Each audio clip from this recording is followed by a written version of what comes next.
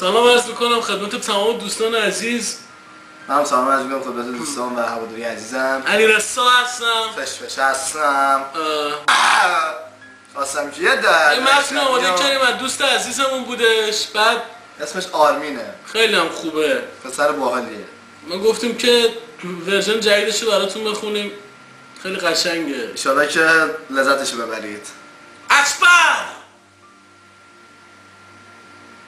چش خلومبه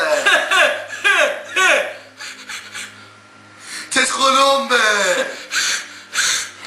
چش خلومبه، چه لاک خوش رنگی، چه قورباغه‌ای داری، چه دوست پسر خوبی، چه قورباغه‌ای داری. وقتی چش خلومبه اینی دیگه به تو فکر کنه، روزی 100 بار زنگ بزنه تو رو چک کنه. اصلا شنیدم تو دیگه از ما خسته شدی.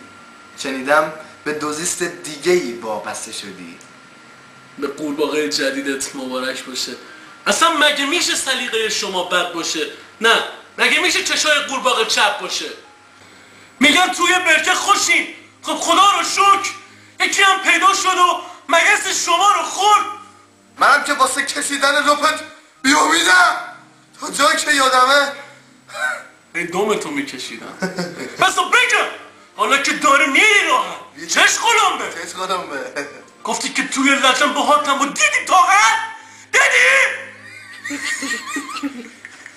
نیاوردی و یکی دیگر رو به جای قورباغه بردی و خیلی راحت تو پشه های اونو خوردی.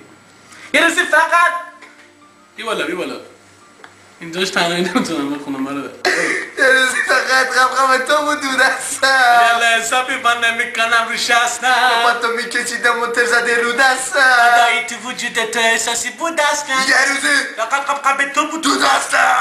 حسابی من نمیکنم رو شستم. تو میکشیدم منتر زده رو دستم. دایی تو وجود تو احساسی بود اصلا تو عیفم.